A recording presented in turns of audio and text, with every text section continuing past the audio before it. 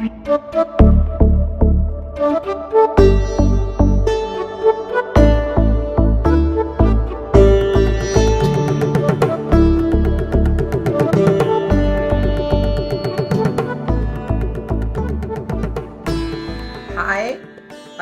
Coconut media box તરફથી આજે ચાય વાય એન્ડ રંગમંચમાં હું તમારા સૌનું સ્વાગત કરું છું. આ કાર્યક્રમ તમે જોઈ શકો છો કોકોનટ મીડિયા બોક્સના પેજ ઉપર અને મારા પેજ ઉપર પણ.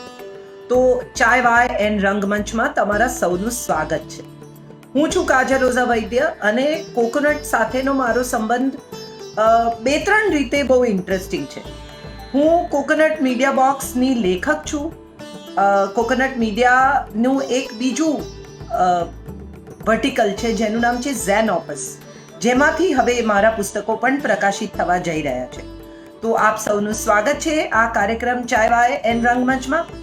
અને આજે મારે વાત તમારી સાથે કરવાની છે when it is not on page, it is not on stage. So from page to stage.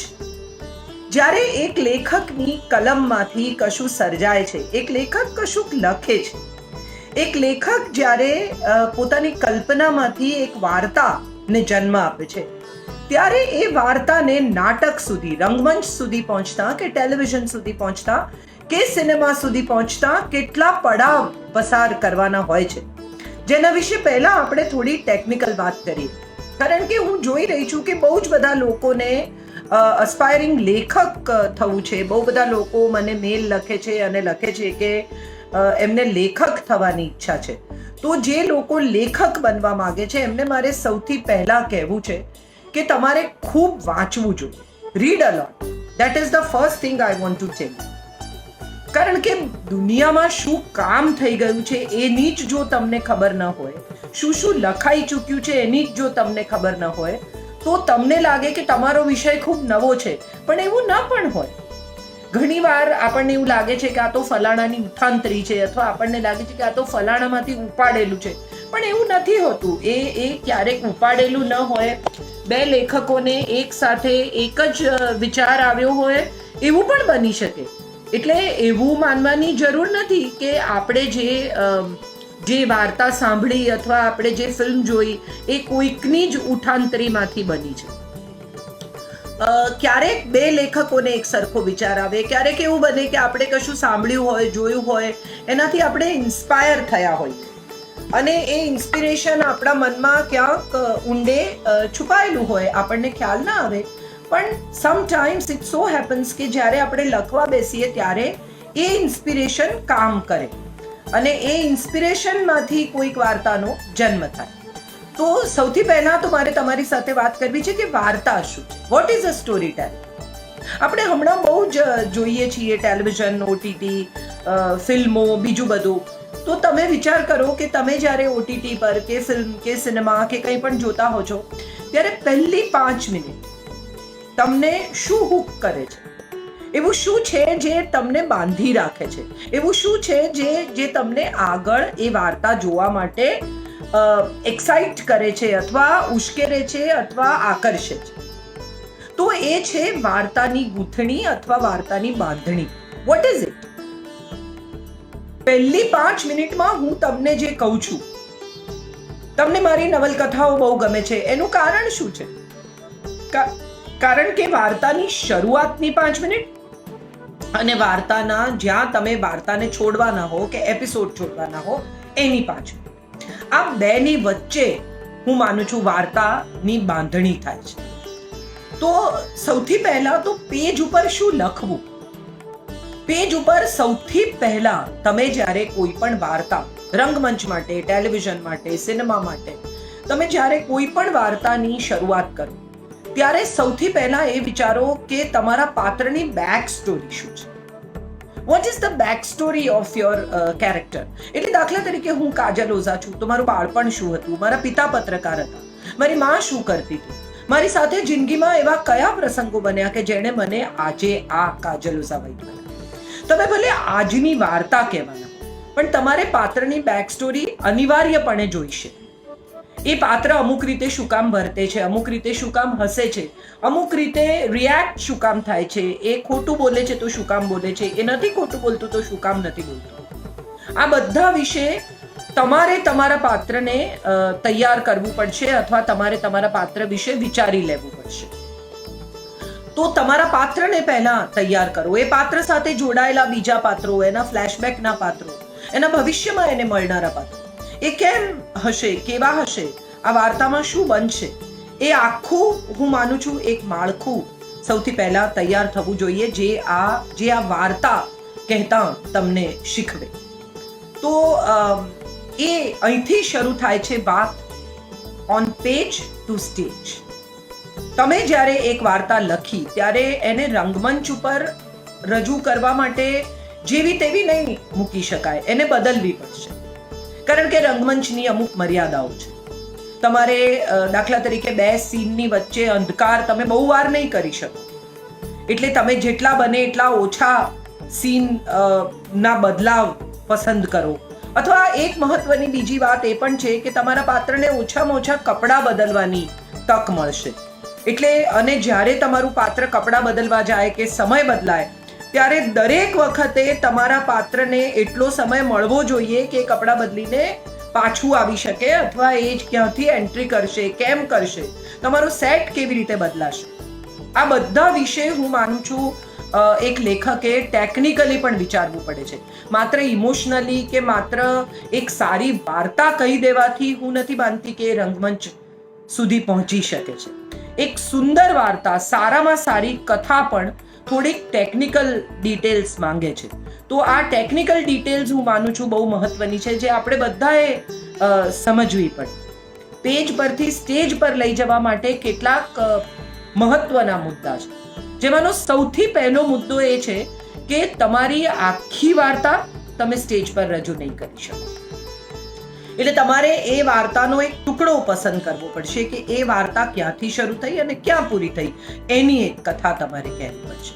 જેમ કે હું તમને દાખલો આપું તો કાંતિ મડિયાના નાટકો, અથવા અત્યારે આપણે પાછા વળીને યાદ કરીએ તો શૈલેષ દવેના નાટકો, કે ઇવન સિદ્ધાર્થના નાટકોની વાત કરીએ તો જેમ કે એ વાર્તા ક્યાંકથી શરૂ થાય છે.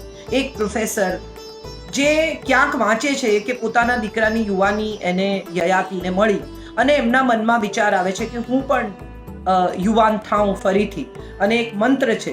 તો અહીંથી આ વાર્તા શરૂ થાય છે. એ પ્રોફેસરની બેક સ્ટોરી શું છે, એમનો શું સ્વભાવ છે, એમની શું પ્રકૃતિ છે, એમની પત્ની કોણ છે, એમની ગર્લફ્રેન્ડ કોણ છે, આ બધા પાત્રો એક લેખકે પહેલા સમજી લેવા. કાંતિ મડિયાનું નાટક દાખલા તરીકે આપણે વિચારીએ, મુઠ્ઠી ઉંચેરો માનવી કે બીજી કોઈ પણ, આ તો હવેની જનરેશનને તો કદાચ એ નાટકો યાદ પણ નથી, પણ એ નાટકો જે આજથી થોડા વર્ષો પહેલા લખાયા, ભજવાયા, પરેશ રાવલના નાટકો, તો એ બધા નાટકો, ઉત્તમ ગડાએ જે નાટકો લખ્યા, કે પ્રકાશ કાપડિયાએ જે નાટકો લખ્યા, કે વસંત કાનેટકરે જે નાટક લખ્યું, અશી ચેતી પાનખર, આપણે જેના પરથી અમે બરફના પંખી નાટક સર્જાયું, તો એમાં એક છોકરીને કેન્સર થાય છે, ત્યાંથી વાર્તા શરૂ થાય છે, જેના પરથી મિલી નામની ફિલ્મ પછીથી બનેલી, પણ જયા ભાદુરી અને અમિતાભ બચ્ચનની ફિલ્મ. તો એમાં વાર્તા શરૂ થાય છે એક સોસાયટીમાં અથવા એક ઘરમાંથી, કે એક મજાની છોકરી, ખુશખુશાલ, ફેમિલી એને ચાહે છે, એ ફેમિલીને ચાહે છે, અને સડનલી એક દિવસ એ છોકરી કહે છે કે મને ચક્કર આવે છે, માં ડોક્ટર છે, અને ત્યાંથી વાર્તા શરૂ થાય છે. આપણને ખબર પડે છે કે આ યુવાન, હસતી, હસાવતી, ખુશખુશાલ, રૂપાલી છોકરી, એને કેન્સર છે, અને એને કેન્સર છે એટલું જ નહીં, એ સમયે તો કેન્સરની એવી કોઈ ટ્રીટમેન્ટ પણ ઉપલબ્ધ નહોતી. એનો એક બોયફ્રેન્ડ છે જેને જે પણ 23-24 વર્ષનો છે, એને પણ કલ્પના નથી કે આ છોકરી ગુજરી જશે. તો આ એ છોકરીને કેન્સર થવું અને એનું ગુજરી જવું, એની વચ્ચેની આ વાર્તા છે. અથવા આપણે બીજી કોઈ વાર્તા પકડીએ તો પણ આપણને સમજાય કે સુરેશ રાજડાના નાટકો કે પ્રવીણ જોશીના નાટકો. આજે આપણે પાછા ફરીને જોઈએ તો એક પ્રવીણ જોશીનું ખૂબ સુંદર નાટક જેમાં દર 5 વર્ષે પ્રેમી પ્રેમિકા મળે છે, which was very interesting play. તો ક્યાં મળે છે પહેલી વાર અને પછી કેમ એ લોકો સાથે મળવાનું શરૂ કરે છે, એ એક કથા છે. અથવા કુમારની અગાશી, તો કુમારની અગાશીની શરૂઆત કેટલી જુદી રીતે થાય છે કે આવો આ પાર્ટીમાં જે લોકો છે એની તમને ઓળખાણ કરે. તો એ પાત્રોને ઓળખ્યા પછી એ પાર્ટીમાં શું બને છે એની કથા છે. અથવા હત્યા નામનું એક કાંતિ મડિયાનું નાટક હતું કે જેની અંદર એક જ સેટ પર એક જ જગ્યાએ 12 લોકો ભેગા થાય છે. એક જણનું ખૂન થાય છે અને કોણે ખૂન કર્યું છે એને શોધવાની હુ ડીડ ઇટ, આલ્ફ્રેડ હિચકોકની એક જૂની પ્રણાલી કે કોણે કર્યું છે એ શોધવાની એક આખી રમત. તો એ એક સરસ રીત છે સસ્પેન્સ નાટકોની. અથવા સવિતા દામોદર પરાંજપેની કથા કે તમને થોડા વખત પછી ખબર પડે કે અચ્છા સવિતા આ છોકરાના પ્રેમમાં હતી ને you know how it happened, અને પછી સવિતા ગુજરી ગઈ હતી અને એ સવિતા આ એની પત્નીમાં દાખલ થઈ છે. આપણે સુપરસ્ટિશનમાં માનીએ કે નહીં, આપણે પેરાનોર્મલમાં માનીએ કે નહીં, આપણે ભૂત પ્રેતમાં માનીએ કે નહીં, પણ વાર્તા સાંભળવાની મજા. તો એ કથા આપણે સૌથી પહેલા તો સમજી લઈએ કે when it is on page, તમે એક વાર્તા નાટકમાં તૈયાર કરો છો અથવા તમે સિનેમા માટે તૈયાર કરો છો તો એને સ્ટોરી કહેવાય છે. એક કથા અથવા સ્ટોરી પછી વારો આવે છે સ્ક્રીન પ્લે. સ્ક્રીન ઉપર અથવા સ્ટેજ ઉપર આ નાટક કેવી રીતે ભજવાશે, કયા કયા સીનમાં આ કથા વહેંચાશે અને કયા કયા સીન બિન મહત્વના છે જેને આપણે નરેશનમાં કે બીજી કોઈ રીતે બે ડાયલોગમાં કાઢી નાખી શકીએ. તો એ સ્ક્રીન પ્લે છે. એ સ્ક્રીન પ્લેને આપણે કેવી રીતે કરીએ કે બે માણસો મળ્યા અને કેફેમાં વાત કરે છે. તો કેફેમાં વાત કર્યા પછી શું થયું, કટ્ટુ ઘરે. તો ઘરનો સેટ છે, ઘરની વાત છે, તો તરત જ એ કેફેમાં થયેલી વાતને તમારે ત્યાં ટ્રાન્સફર કરવી પડે અને વચ્ચેની જે તમારી કથાનું નરેશન છે અથવા જે તમારું ડિટેલિંગ છે અથવા તમારું જે વર્ણન છે એને તમારે કાપી દો. That is how screen play is return.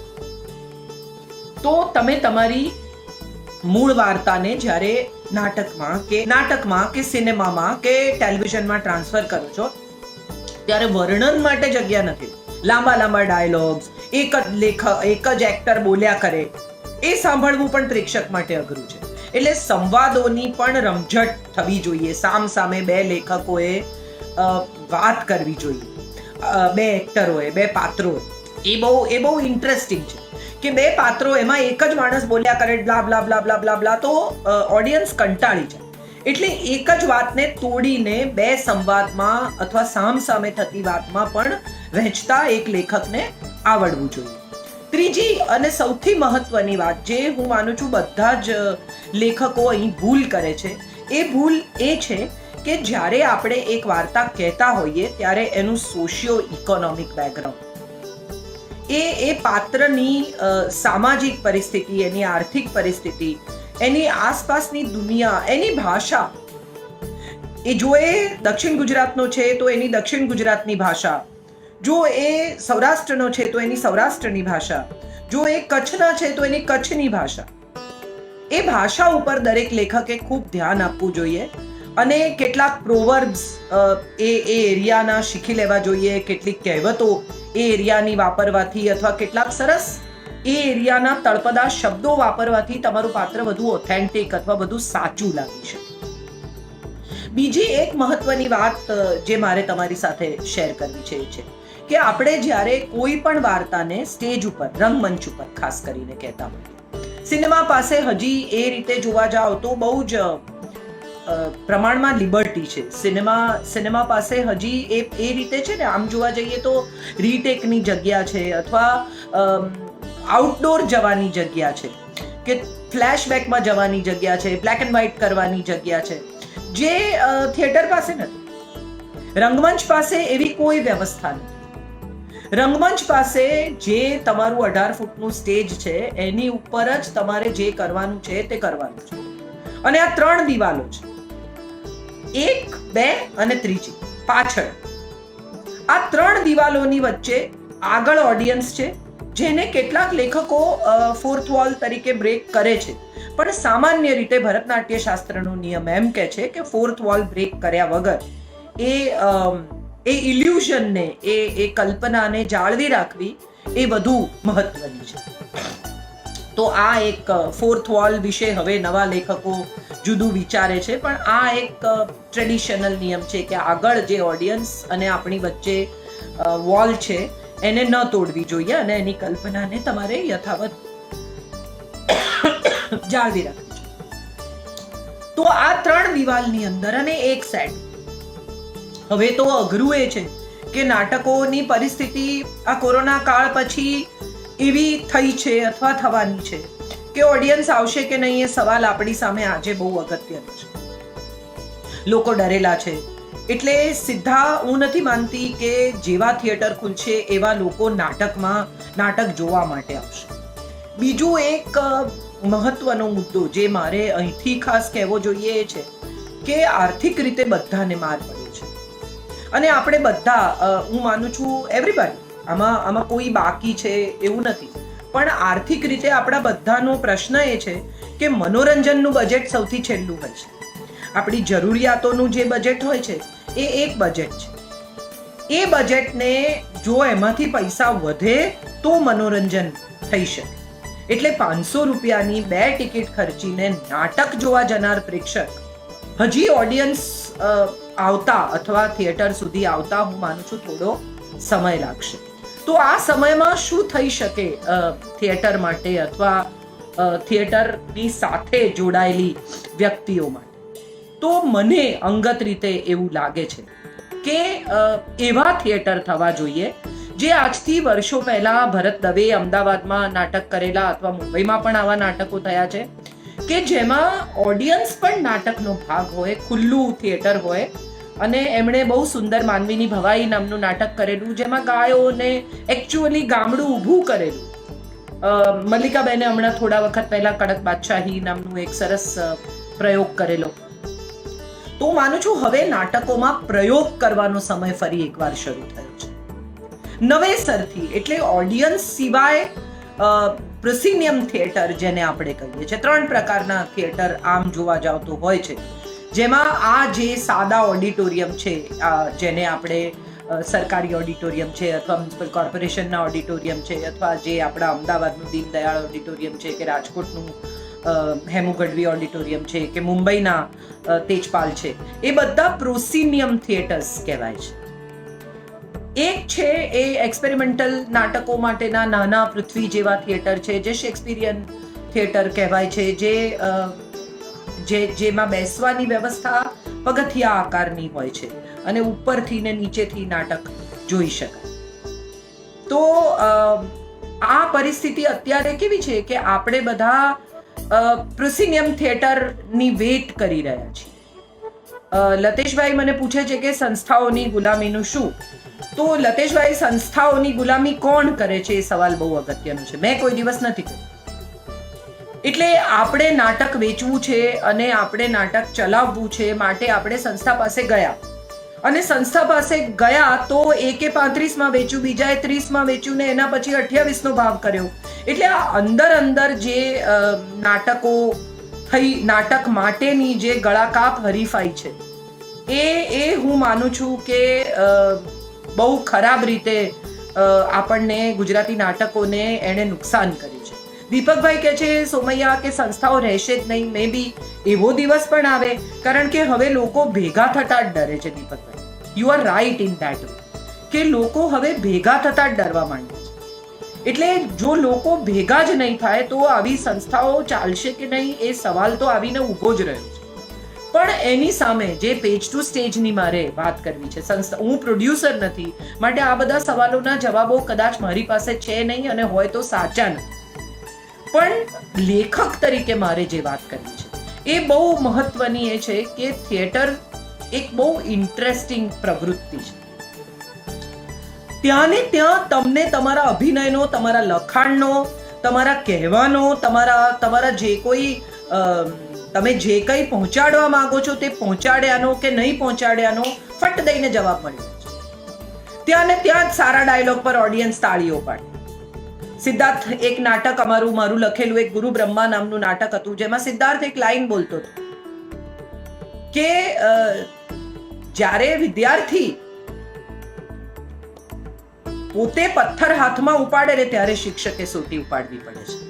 આવા મતલબનો કઈ ડાયલોગ મને યાદ નથી, પણ મને બહુ જ એ ડાયલોગ મેં લખતી વખતે અથવા એની અંદર એક લાઈન મેં ગીતાની વાપરી કે ઉત્તિષ્ઠ પરંતપ જાગ્રત વરાન પ્રાપ્ય નિગોદિત, અને મને પણ ખબર છે, સિદ્ધાર્થને પણ ખબર હતી કે જેટલી વખત એ લાઈન આવશે એટલી વખત અચૂક તાળીઓ પડશે. તો એનો અર્થ એમ થયો કે ઓડિયન્સથી વધુ સમજદાર તો કોઈ નથી.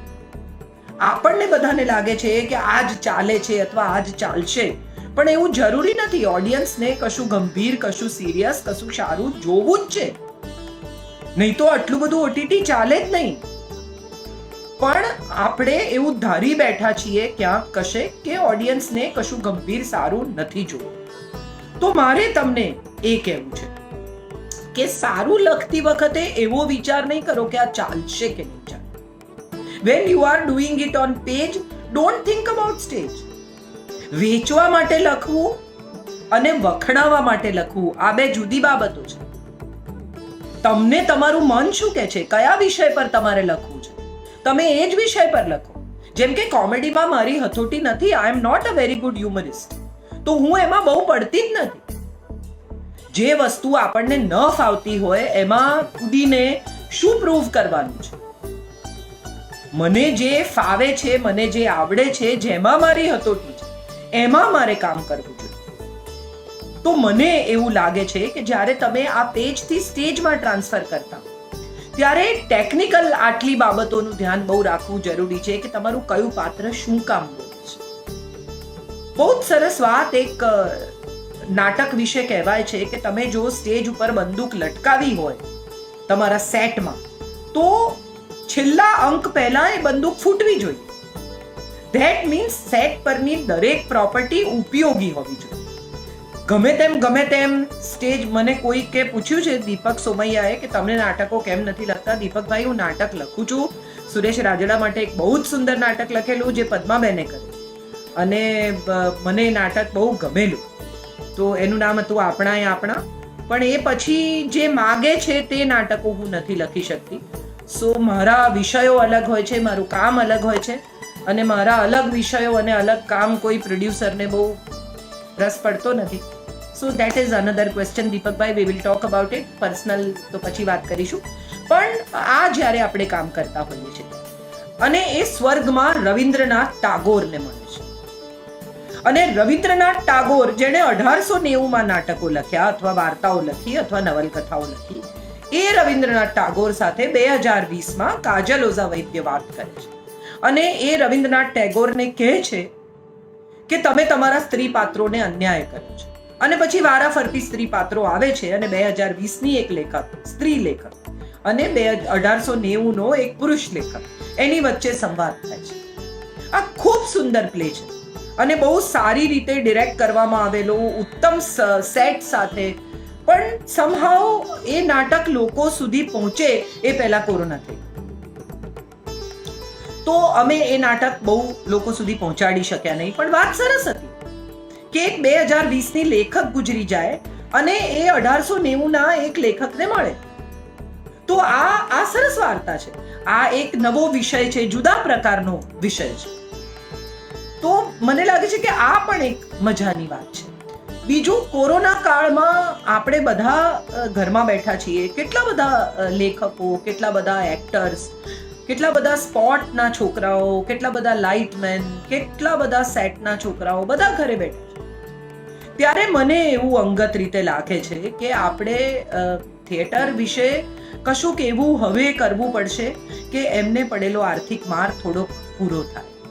એમને એવું કામ આપણે આપવું પડશે કે એમને જે આ આર્થિક નુકસાન થયું છે એ કોઈ પણ રીતે, હું માનું છું કે થોડુંક પૂરું થઈ શકે. બીજું, જે બહુ નાટક જીવતા હોઈશું તો જોઈશું. સુનિલભાઈ, હા, તો તમે સમય અનુસાર વાત કરવા માટે આ કાર્યક્રમ નથી. આ કાર્યક્રમ અત્યારે થિયેટરની જ વાત છે, એટલે તમને ના મજા આવતી હોય તો જતા. ઓક્સિજનનો અભાવ છે તો હું શું કરી શકું સુનિલભાઈ? હું પણ સમજુ છું કે ઓક્સિજનનો અભાવ છે અને મેં મારા અંગત લોકોને ખોયા છે. પણ વાત મારે જે પેજ ટુ સ્ટેજની કરવાની છે, મેં વિષય પણ જાહેર કર્યો હતો. આપ શા માટે સાંભળવા આવ્યા જો આપને વિષયમાં રસ નહોતો? આપ જઈ શકો છો. Thank you Sunil. વાત આપણે થિયેટરની કરીએ છીએ. આ પણ એક બહુ મોટો મુદ્દો છે, વિષયાંતર. બીજી એક વાત એ છે કે અરવિંદભાઈ કહે છે, અરવિંદ પુરોહિત, કે કલાકારો, ડિરેક્ટરો, આયોજકો એ ભેગા થઈ જવું જોઈએ. નાટકો તો ચાલશે, ચોક્કસ ચાલશે અરવિંદભાઈ. મને મનોરંજનના ભાવિ વિશે કોઈ પ્રશ્ન નથી. આજથી અનેક વર્ષો પહેલા પણ હું માનું છું કે મનોરંજન હતું, અને આવનારા વર્ષોમાં પણ મનોરંજન એ આપણી જરૂરિયાત રહેવાનું છે. રંગભૂમિને આપણે કેટલો ઓક્સિજન આપી શકીશું? પ્રણવ ત્રિપાઠીએ સરસ કહ્યું કે રંગભૂમિએ ઓક્સિજન લેવાની જરૂર છે. હા, વાત સાચી છે. રંગભૂમિને અત્યારે ઓક્સિજનની જરૂર છે, અને આપણે બધા કલાકારોએ ભેગા થઈને રંગભૂમિને ઓક્સિજન આપવાનો છે. આપણે બધાએ ટકી રહેવાનું છે, એકબીજાને મદદ કરવાની છે, એકબીજાની સાથે રહેવાનું છે. ફરિયાદો કરવાથી, હું પણ ઘરે બેઠી છું, મને પણ લેક્ચર્સ નથી, તો તેથી શું? આ જ સમય રહેવાનો છે. જગતમાં કોઈ કલાક 60 મિનિટથી લાંબો રહ્યો નથી, હોઈ શકે જ નહીં. તમારા ગમે તેટલા સુખનો કે ગમે તેટલા દુઃખનો કલાક છે તો 60 મિનિટનો જ. તમે બહુ મજામાં હો તો પણ 60 મિનિટ, અને તમે બહુ દુઃખી હો તો પણ 60 મિનિટ. તો આઈ એમ શ્યોર કે આપણે બધાએ થોડુંક એ રીતે વિચારતા પણ શીખવું પડશે કે આ સમય પણ નહીં રહે. This too shall pass. બધું વીતી જશે. અને જ્યારે આપણે લખીશું, અત્યારે જો સ્ક્રિપ્ટ તૈયાર હશે, નવા લેખકો પોતાનું કામ કરીને રેડી હશે, તો જ્યારે સમય બદલાશે અને નવા નાટકોની જરૂર ઊભી થશે, ત્યારે લેખકો પાસે પોતાનું કામ તૈયાર હશે.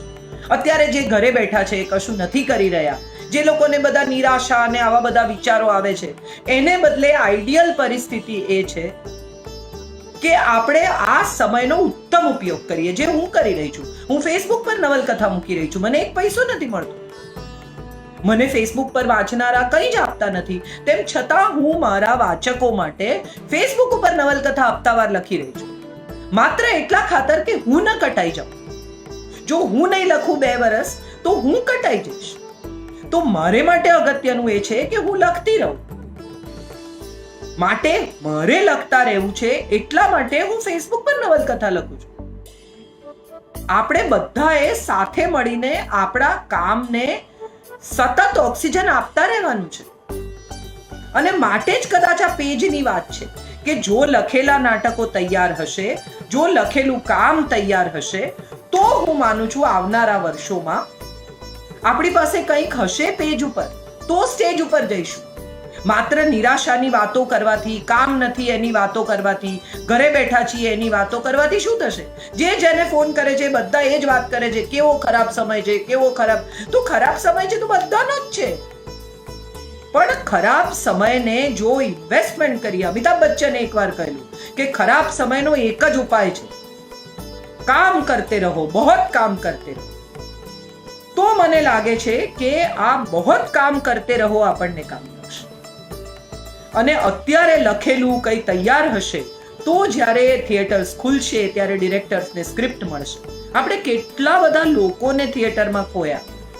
કમલેશ મોતા જેવી વ્યક્તિ આપણી વચ્ચેથી જતી રહી, આશીષ કક્કડ નથી રહ્યા, અમિત મિસ્ત્રી, બાપુ તમે કમલ કરી નામનું એક અદ્ભુત નાટક એમણે કરેલું, એ આપણી વચ્ચેથી જતા રહ્યા.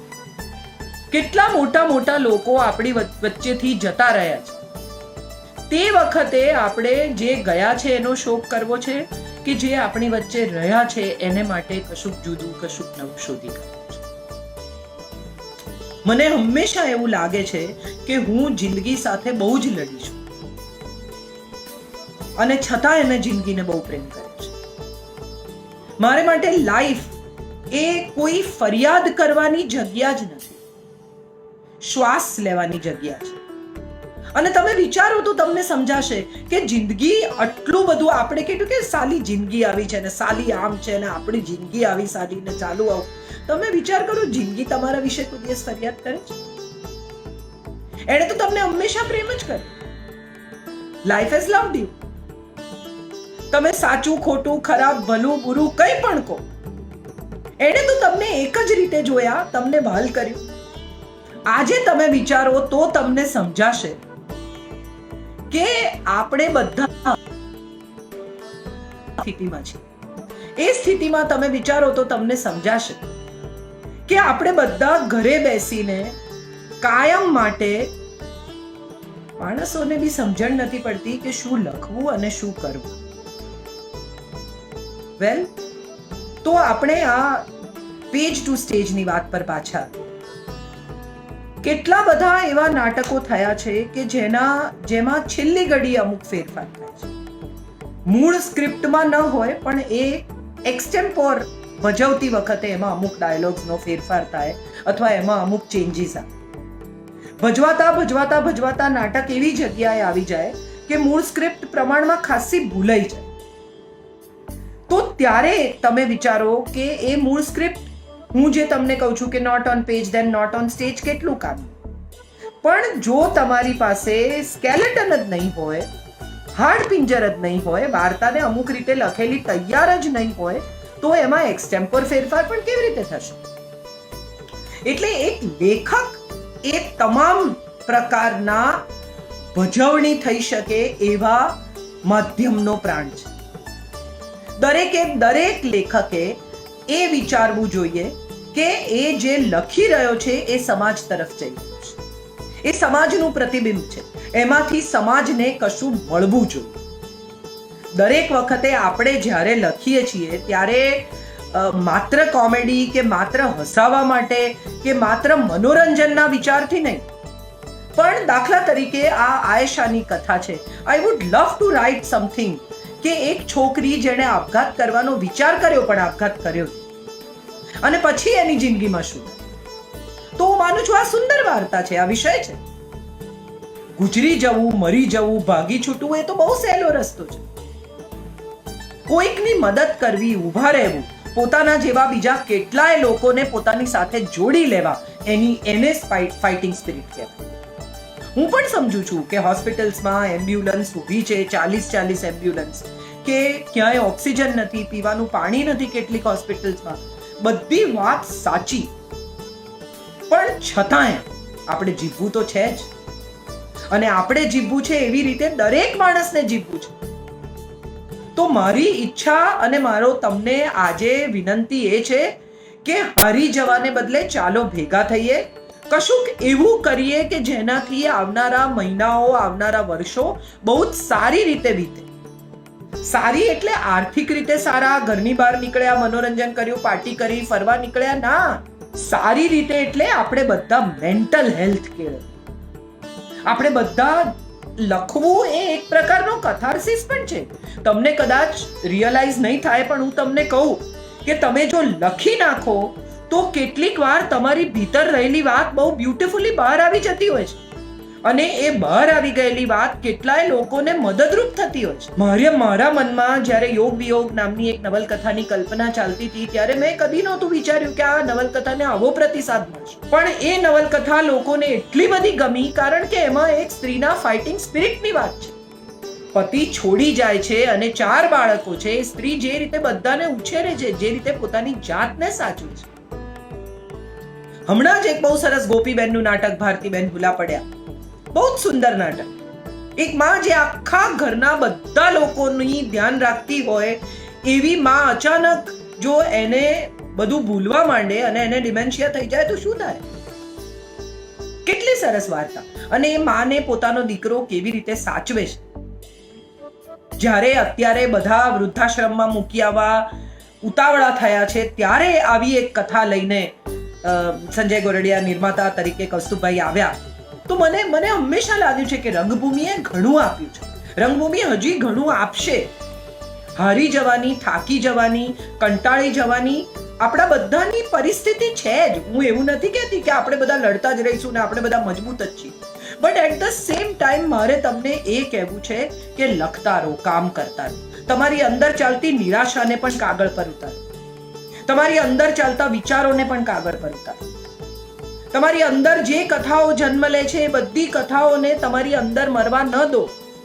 Don't keep it in within you, put it on the page so that it can come on the stage someday. મંટોએ જ્યારે વાર્તાઓ લખી ત્યારે મંટોને ખબર નહોતી કે આવી રીતે ઇન્ટરનેશનલી ફેમસ થશે. પાર્ટીશનની કથાઓ જ્યારે મંટો સાહેબ લખતા હતા ત્યારે મંટો સાહેબને કઈ કલ્પના નહોતી. આજે એ પાર્ટીશનની વાર્તાઓ આપણા માટે ઇતિહાસનો હિસ્સો છે. તો મને લાગે છે કે આપણે બધાએ એકબીજા સાથે રહેવાનું છે. આપણે બધાએ એકબીજાને હાથ પકડી રાખવાના છે. આપણે બધાએ એકબીજાને મદદ કરવાની છે જ્યાં થઈ શકે, જેટલી થઈ શકે.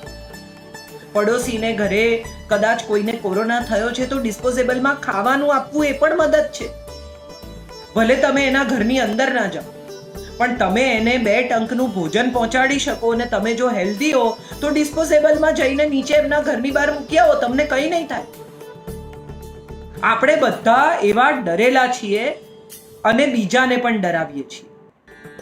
ન ડરો ન ડરાવો. અને બીજી બહુ જ મહત્વની વાત જે મારે તમને કહેવી છે એ છે કે આ કોરોના કાળ છે, ખરાબ સમય છે. I buy it and I am completely with all of you.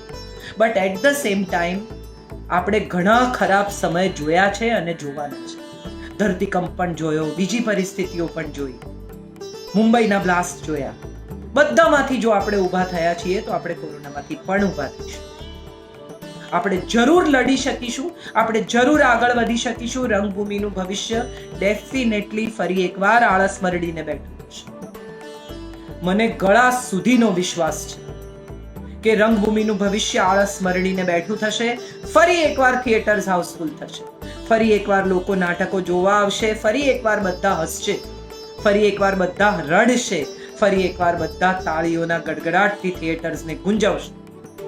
ફક્ત થોડીક રાહ જોવાની છે અને રાહ જોવામાં આપણે બધા જ સાથે છીએ. We are together. We shall overcome something. હમ હોંગે કામયાબ, હમ હોંગે કામયાબ, હમ હોંગે કામયાબ એક દિન. આપણે બધા સાથે છીએ અને એકબીજાની સાથે આપણે એકબીજાને મદદ કરવાની છે. તો ચાલો કોકોનટ મીડિયા બોક્સ ચાય વાય એન્ડ રંગમંચમાં આજે આપણી આ મુલાકાત અત્યારે પૂરી કરીએ. મને બહુ જ મજા એટલા માટે આવે છે કે કોકોનટ મીડિયા બોક્સ સરસ કામ કરી રહ્યું છે. ચાલ જીવી લઈએ જેવી સુંદર ફિલ્મો આપી રહ્યું છે. એનું એક વર્ટિકલ ઝેન ઓપસ સરસ ગુજરાતી પુસ્તકો પ્રકાશિત કરી રહ્યું છે અને ગુજરાતી ભાષાને ક્યાંક પહોંચાડવાનો નિષ્ઠાપૂર્ણ પ્રયાસ કોકોનટ મીડિયા બોક્સ કરી રહ્યું છે. Thank you so much coconut media box. ખૂબ તમારી જાતને સાચવજો. ખૂબ માનું છું કે તમે પ્લીઝ તમારા માસ્ક પહેરી રાખજો. પ્લીઝ તમારા હાથ સેનિટાઈઝ કરજો. બિનજરૂરી બહાર નહીં નીકળતા. Be safe, be secure, keep your family safe because we all have to live. આવનારા સમયને જોવા માટે આપણે જીવવાનું છે. Thank you.